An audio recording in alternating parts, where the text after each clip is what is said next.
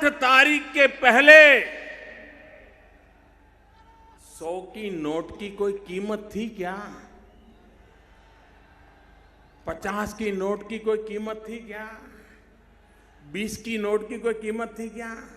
छोटे को कोई पूछता था क्या? हर कोई बड़ों को ही पूछता था 1500, 1500, 1500।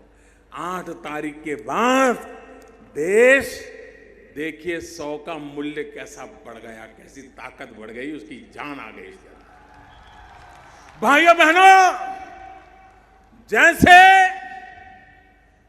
8 तारीख के पहले बड़ों की पूछ होती थी, 1000 और 500 की ही गिनती गिनी जाती थी, 20, 50, 100 को कोई पूछता नहीं था, छोटे की तरफ कोई देखता नहीं था।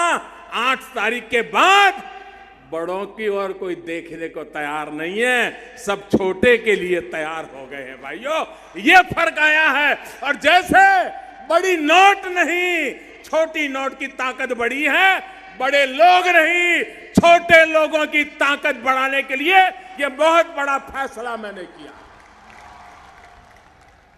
देश का गरीब, देश का सामान्य मानवी, जैसे 100 रुपये की ताकत बढ़ गई, वैसे गरीब की ताकत बढ़ाने के लिए ये मैंने काम किया है।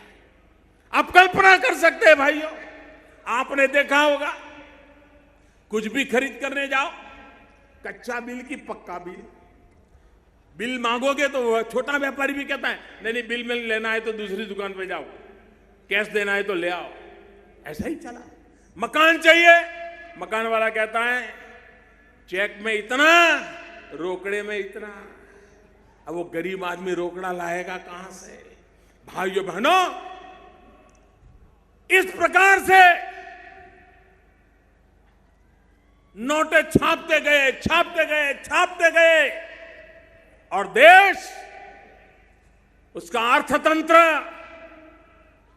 ये नोटों के ढेर के नीचे ही दबने लग गया। भाइयों बहनों, मेरी लड़ाई है आतंकवाद के खिलाफ। आतंकवादियों को ताकत मिलती है जाली नोट से, और हम तो सीमा पार क्या हो रहा है सब जानते हैं, पड़ोस में ही रहते हैं। कैसी मुसीबतें हमें झेलनी पड़ी है, ये बनासकांठा पाटन जिले के लोग ज्यादा जानते हैं। भाइयों बहनों, जाली नोट के कारोबारी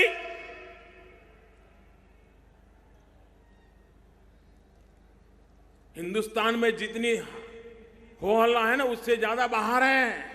जाली नोटों के कारोबारियों में बाहर है।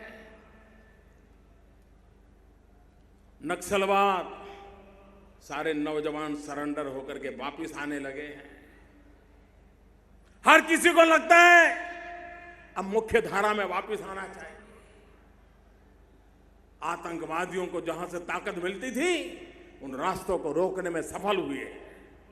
ये जाली नोट का कारोबार, उसका मृत्युगंठ एक निर्णय से किया है भाई।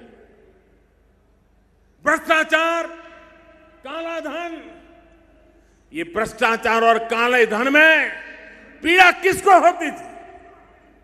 किसी बेईमान को न भ्रष्टाचार से परेशानी थी, न काले धन से परेशानी थी।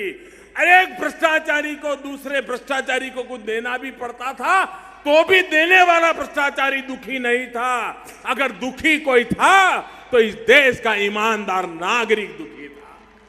परेशान था तो इस देश का ईमानदार नागरिक परेशान था।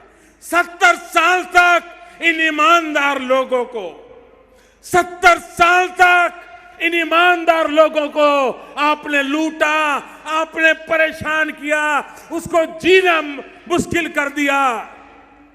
आज मैं जब ईमानदारों के साथ खड़ा हूं, तो अब ईमानदारों को भड़काया जा रहा है, और मुझे खुशी है। मेरे ईमानदार देश के नागरिकों ने लाखों भड़काने के बावजूद भी सरकार के इस निर्णय का साथ दिया है। मैं 125 करोड़ देशवासियों को सत सत नमन करता हूं कि इतना बड़े काम में उन्होंने मेरी मदद की। ज्यादा से ज्यादा ये मेरा क्या कर लेंगे भाई? नहीं बताइए क्या कर लेंगे? अरे हम तो फकीर आदमी हैं, झोला लेके चल पड़ेंगे जी।